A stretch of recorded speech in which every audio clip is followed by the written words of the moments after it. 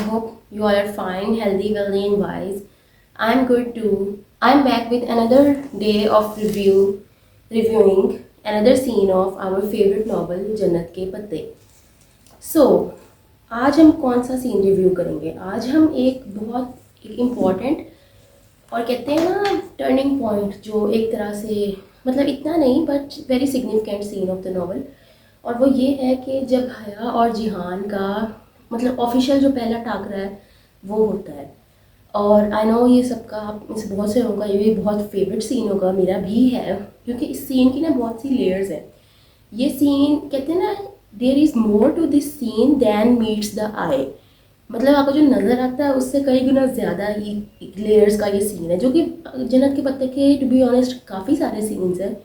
बल्कि कहा जा सकता है 90 to 95% सीन्स ऐसे ही हैं जिसमें बहुत सारी लेयर्स हैं. जैसे आप प्याज छीलते हैं ना, प्याज की एक लेयर उतारते हैं, दूसरी उतारते हैं, तीसरी उतारते हैं, इस तरह छिलके के साथ 3-4 लेयर्स आप उतारते हैं तो असली कहानी रिवील होती है.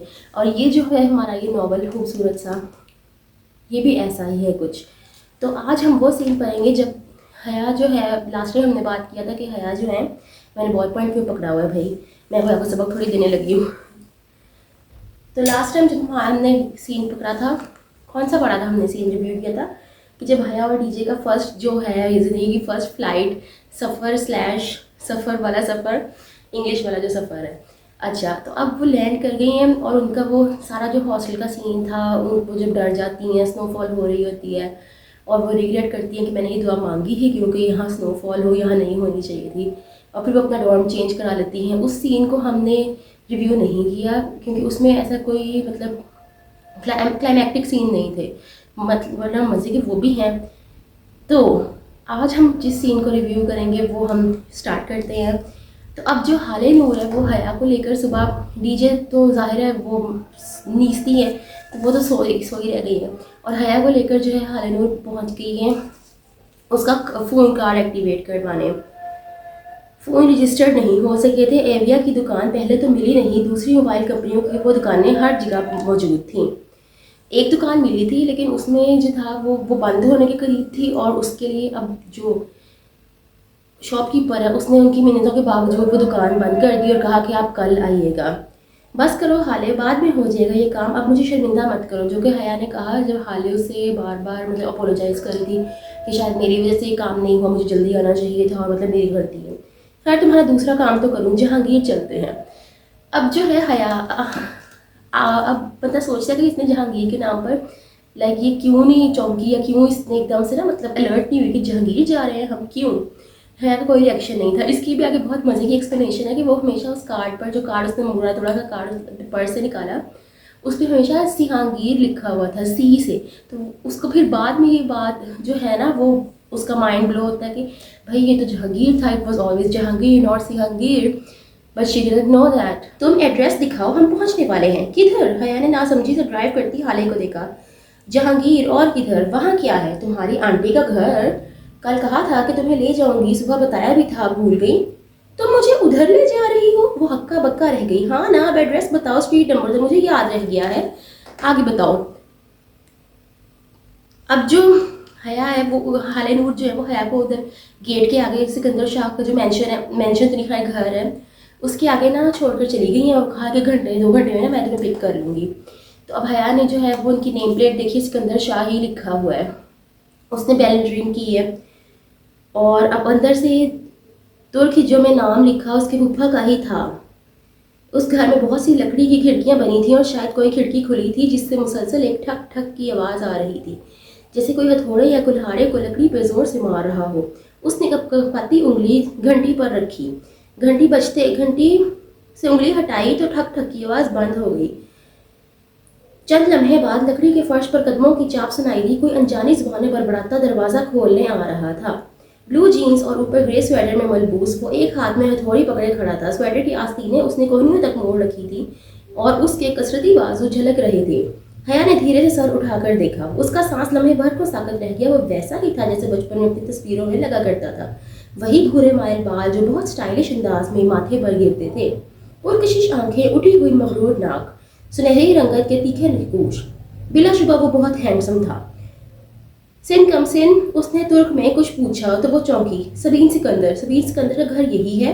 जी यही है, वो अंग्रेजी में बताकर सवालिया जांचती नजरों से उसका चेहरा देखने लगा। उसे लगा वो बॉस्फोरस के पुल पर हथेलियां फैलाई खड़ी है और नीले पानियों को छू कर आती हवा उसके बाल को पीछे उड़ा रही है। मतलब माई गर्ल हया इज सो मतलब पैनिक राइट नाउ। उसको समझ नहीं आ रहा वो क्या करे। उसको ऐसे फील हो रहा है कि जैसे पता नहीं वो कोई भीख मांगने आई है उससे, या कुछ उसने जुर्म कर दी है, एक मुजरिम की तरह वो वहाँ खड़ी है कि अब मुझे कोई अंदर लेकर जाए या मैं वापस चली जाऊँ, यहीं से भाग जाऊँ, काश मैं आती ही ना। इस तरह के ख्याल उसको हो रहे हैं because she is very anxious right now. और जिहान जो है उसको पहचाना भी नहीं है जिसका जिक्र आगे है। मैं उनकी मेहमान हूँ, पाकिस्तान से आई हूँ। कैसी मेहमान? मैं हया हूँ, हया सुलेमान। उसने पूरी उम्मीद निगाहों से जिहान का चेहरा देखा कि अभी उसका नाम सुनकर पुरकशिश आंखों में शनाइसाई की कोई रमक इसके आगे है। वो भी ये सोच रही होती है कौन है सुलेमान। उसके कदमों तले बॉस्फोरस का पुल सिक हुआ। वो भी बेदम से नीचे गहरे नीले पानियों में जा गिरी थी। कौन है सुलेमान? ये आवाज़ दोहराते हुए वो सुन सी होती उसे तक रही थी। कौन मदाम? उसने कदरे बरहम उकता कर दोहराया। मैं सबीन फुप्पो से मिलने आई हूँ, उनके भाई सुलेमान की बेटी हूँ, वो जानती है मुझे। ओके अंदर आ जाओ। वो शाने उठाकर वापस पलट गया। मतलब हमारा ये जो भाई जिहान है ना, अब आई नो जिहान की बहुत फैन गर्ल्स हैं और फैन बॉयज़ भी हैं, तो ज़्यादातर फैन गर्ल्स हैं, so please don't kill me. But वो यहाँ पर थोड़ा ना ऊपर से आने की कोशिश कर रहा था, जो कि वो हमेशा ही करता है और नॉवल के एंड तक करता रहता है। स्पॉइलर अलर्ट, अगर आप लोगों ने नहीं पढ़ा है प्लीज़ आप लोग पढ़ लें, कंप्लीट कर लें, फिर get back to this video. तो मैं ये कह रही थी कि हमेशा ही ना वो इस नॉवल के स्टार्ट से लेके एंड तक बहुत ही ना मतलब कि ऊपर से आने की कोशिश करता था। और हया को अब I don't think we can agree to disagree, but I do think कि वो हया को थोड़ा डीप वैल्यू और थोड़ा डिग्रेड करता था। अब बहुत से लोग कहेंगे कि ऐसा नहीं था, this was his idea of love, the way he displayed his love. Display तो खैर मेरी बहनों दूर दूर तक था नहीं, सीधी सी बात है। डिस्प्ले तो कभी था ही नहीं इसकी मोहब्बत का। जितनी मोहब्बत थी वो हया की तरफ से थी। और हया को, और एक और बात, may be unpopular opinion, but बहुत से अब आगे जो भी मैं पहले सीन पढ़ती हूँ फिर आपको बताती हूँ, उसमें भी मुझे लगा कि हया का इतना कसूर नहीं था जितना कि बताया गया या जिहान के पॉइंट ऑफ व्यू से बताया गया। क्योंकि जितना सफ़र अगर जिहान ने किया उससे कुछ कम हया ने भी नहीं किया। और हया के साथ आगे जाके भी जो वाक़यात होने हैं जो कभी हुए नहीं, अभी मतलब वो उसको प्रिंसेस ट्रीटमेंट मिल रहा है सारी उम्र, लेकिन बाद में उसने भी बहुत सफ़र किया है और अभी भी वो कर रही है। और वो ये बात भी सही है उसकी कि उसको लगता है उसका रिश्ता हवा में मौलिक है। अब इसकी वजह बेशक जिहान या सबीन फुप्पो नहीं है, but still her point stage there, so she needs a little bit more credibility. तो बस मैं बहुत डिरेल हो गई हूँ और मतलब मैं पॉइंट से हट गई हूँ। पहले हम रीड करते हैं, उसके बाद मैं अपने ख्यालात का इजहार करूँगी। भाई मैं बोलने पे आऊँ तो टेप रिकॉर्डर ही शुरू हो जाता है ना। अच्छा हम कहाँ थे? अमेरिकी तर्ज का चिकन अमेरिकी तर्ज का किचन नफासत से आरास्ता था। एंड वस्त में गोल मेज की गिर्द 4 कुर्सियों का पूल बना था। एक जानिब काउंटर के साथ वो हया की तरफ पुष्ट किए खड़ा था। अब हया जो है वो ढीटों की तरफ वहीं खड़ी है और उसको obviously, but she is not heat, she is like such a softy you know. मतलब बाकियों के आगे वो इतना पूरे तमाद और बाएतमाद है, कॉन्फिडेंट एंड एलिगेंट, बट अब जो है वो इतना मतलब पजल हो रही है कि उसको समझ ही नहीं आ रही। पर जिहान ने जैसे the way he made her feel like a fool for coming to meet Sabeen फुप्पो, he did came across as an egoistic person, maybe should I say, for lack of a better word, I don't know। तो अब वो जो है वहाँ पर वो खड़ी है और अब वो उसने जिहान ने ना मुड़कर देखा है ठक ठक बंद करके और कहा है ड्राइंग रूम में चली जाएं आप। सबीन फुप्पो जो है वो बर्तन उठाकर लेकर आ रही है, उन्होंने जब देखा है तो बर्तन उन्होंने वहीं रखे हैं और वो ना बहुत वालेहाना अंदाज में हया की तरफ उड़ी है। हया मेरा बच्चा तुम कितनी बड़ी हो गई हो, कैसी हो? हया मेरा बच्चा तुम कब आई? बर्तन काउंटर पे तकरीबन गिरा कर वो वालेहाना अंदाज में उसकी तरफ लपकी। फातिमा ने बताया था कि तुम कुछ रोज़ तक आओगी। तुम कितनी बड़ी हो गई हो? आंखें तो बिल्कुल सुलेमान भाई जैसी हैं। लोग कहते हैं मेरी आंखें मेरी अम्मा से बहुत मिलती हैं। वो हल्का सा जता गई। हया तो फिर हया है, but I don't mind it. मतलब she has a back and I love that about her. भाई मुझे तो तुम मेरे भाई का ही अक्स लगती हो। और सब कैसे हैं आप? दावर भाई की शादी में नहीं आई? दावर भी कितना बड़ा हो गया माशाल्लाह, शादी भी हो गई। मैंने वीडियो देख ली थी तुम्हारी मतलब कि अब जो हया बीबी हैं she is like really panicking कि कौन सी वीडियो इन्होंने ऐसी देख ली और अगर देख ली तो उसका क्या असर हुआ है। अगर ऐसा है तो फिर मेरे घर वालों को मतलब उसके दिमाग में हज़ार ऐसी बातें चल रही हैं जो कि सबीन फुप्पो को नहीं पता, but Jihan knows all you know that Jihan knows. कौन सी वीडियो? उसका सांस रुकने लगा। वो जो दावर के वलीमे पर स्टेज पे बनाई है तुमने, रेड फ्रॉक पहन रखी थी, मैंने रुहेल के फेसबुक पर देखी थी। रुहेल से कांटेक्ट है आपका? उसकी रुकी सांस एक खुशगवार हैरत के साथ बहाल हुई। और आप फेसबुक यूज़ करती हैं? वो इन दोनों की जानिब पुश्त किए कैबिनेट के दरवाजे पर उसी तरह ज़रबे लगा रहा था। हाँ बस रोहेल की एल्बम्स देखने के लिए करती हूँ।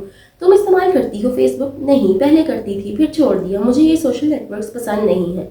हर शख्स आपकी ज़िंदगी में झांक रहा होता है, इंसान की कोई प्राइवेसी ही नहीं रहती। ओ हया, तुम जिहान से मिली? जिहान, तुम हया से मिले हो? ये सलेमान भाई की बेटी है और रुहेल की बहन है, तुम्हारी फर्स्ट कज़न। मिल चुका हूँ। वो अब झुककर दराज से कील निकाल रहा था। ये रिश्तेदारियाँ याद रखने के मामले में बहुत पुअर है। वैसे कोशिश तो करता है और उसे रिश्ते याद भी रहते हैं। दरअसल फुप्पो, अब ये हया का डायलॉग है, very controversial but we will talk about it again. दरअसल फुप्पो इंसान को रिश्ते तब याद रहते हैं जब उसके माँ बाप उसे रिश्ते याद दिलाएं। बच्चों का क्या कसूर? सारा कसूर तो वालिदैन का होता है। अगर वालिदैन ही औलाद को कभी रिश्तेदारों से ना मिलवाएं तो इल्ज़ाम किसके सर पर रखा जाए? सबीन फुप्पो का जोशो खरोश से दमकता चेहरा फीका पड़ गया, मगर वो उसी तरह तलखी से कहती जा रही थी। मसलन अब आप कितनी दिहाइयों से इधर मुकीम हैं और शायद आपका वापस आने और अपनी खूनी रिश्तों से मिलने का दिल ही नहीं चाहता, तो है ना ये अनफेयर बात? नहीं। फुप्पो का चेहरा सफ़ेद पड़ गया, लट्ठे की मानन सफ़ेद। फिर वो बदिक्कत ज़रा मुस्कुराई और बोले से सर झटका।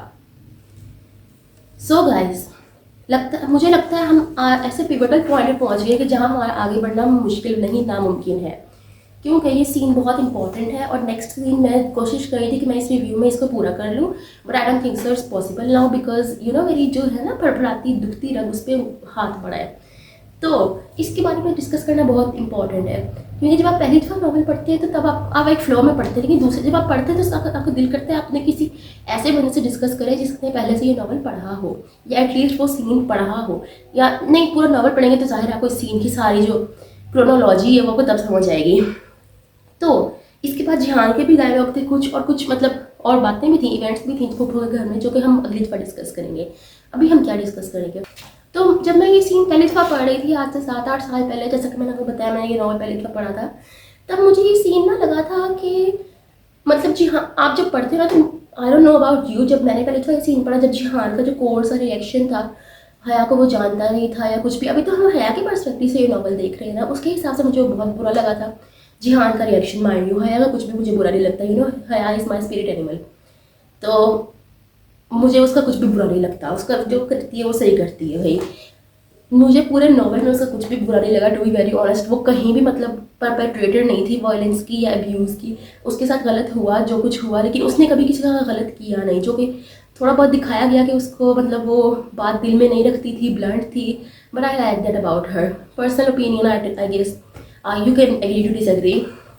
तो मुझे बहुत बुरा लगा था जब जिहान ने इस तरह रिएक्ट किया, एंड आई लिटरली थॉट कि शायद इसको यकीनन नहीं पता कि ये मेरी मनकूहा है, और मनकूहा तो क्या, इसको तो ये तो मेरी कज़न है, मुझे इसका भी नहीं पता, उसको इसका भी नहीं पता कि ये मेरी कज़न भी है, तो मनकूहा तो दूर की बात है। तो हया वॉज राइट, उसको जब यहाँ जता गई पहली आंखों वाली बात कि मेरी सब कहते हैं मेरी अम्मा से मेरी आंखें मिलती हैं वो, और दूसरी बात ये कि सबीन वो आपने कभी अपने बच्चों को ध्यान नहीं दिया इस बारे में कि उनके रिश्तेदार कोई हैं बैक होम पाकिस्तान में, तो अगर कोई बताए तो तभी बंदे को पता चलता है ना बच्चे को, इसमें किसी को किसका ठहराया जाए। यहाँ पर भी ये बात भी आगे जाके बहुत कंट्रोवर्शियल, बहुत ये ना प्याज की तरह इसकी भी लेयर्स खुली थी, तो अगर मैं उसको भी रेफरेंस में लाऊंगी, सारे में लाऊंगी, क्योंकि यहाँ पर सब लोगों ने पढ़ा हुआ है पूरा नॉवल, तो बेकार है वेट करना। मैं उसको रेफरेंस में लाऊंगी कि बाद में ये बात खुली थी कि जिहान ने कहा कि तुमने तो बस मेरे को ऐसे ही ना मतलब ताना सुना दिया, तुम्हें नहीं पता कि कौन किस सिचुएशन से गुजर रहा है, किसी के जूतों में जाकर देखोगे आप तो पता चलेगा। तो एक कंट्रोवर्शियल बात मैं एक और यहाँ करूँ, जिहान ने सारी मतलब पूरे नॉवल में बार बार हया को ये बात कही है कि आप किसी के दूसरे के जूतों में जाकर चल आप देखें। But for me, if you ask me honestly to be very fair, there was not a single instance in the whole novel where Jihan tried to really understand Haya that where is she coming from, उसका mental process क्या है, वो कैसे सोचती है, वो कौन सी ज़िंदगी गुजारती है। पहली दफ़ा उसको होटल ग्रैंड में देखने के बाद भी उसने इस्लामाबाद में भी यही राय कायम की थी कि ये बहुत मॉडर्न और बहुत ही मतलब ना छुई मुई सी लड़की है, जो उसने मिर्च वाली जो एक टॉफ़ी याद है आपको वो खाई थी, तब भी उसने यही सोचा कि ये बहुत ही नाजुक मिजाज सी लड़की मेरे साथ नहीं चल सकती ये वो। अब हया इतने 21 साल, उसने 22 साल तक आपको नहीं देखा है, उसके भी दिमाग दिमाग में यही है ना कि क्या वो मेरे साथ चल सकेगा या क्या नहीं, लेकिन वो फिर भी रिश्ता निभाने के लिए वो अपने आप को आपको वफादार पाती है। वफादार तो चलो एक स्टेप आगे है, वो उससे भी आगे जाकर कहती है कि मैं उसको ही सोचती हूँ अपने ख्यालों में, and she has come all the way from Pakistan just for you to make things work, to work out things with you. And I don't know Jihan आप लोगों में से बहुत लोगों का जो है ना आइडियल हीरो है, नंबर 1 हीरो है, और मतलब रोमांस हीरो तो खैर कहीं से नहीं है वो मेरे नज़दीक, लेकिन as a protector he is a good man, like he is a good man, really good man, but I don't think he is the best romantic hero. और मतलब थोड़ा, अब मैं थोड़े बड़े बोलूँ लेकिन वो मैं शायद खैर अगले रिव्यूज़ में बोलूँगी, तो आप अगले रिव्यूज़ को ट्यून इन कीजिएगा जब हम उन सीन्स की बात करेंगे। मतलब Jihan was not a proper green flag either, like he was a beige flag, you know, red flag और ग्रीन फ्लैग के दरमियान में एक होता है beige flag. Jihan was a beige flag. Sometimes he was really good, but in some aspects he was very lacking. He was not romantic, and romantic, अब मैं ये नहीं कह रही कि बिल्कुल ही लवी डवी और टची फीली हो जाए वो, not like that.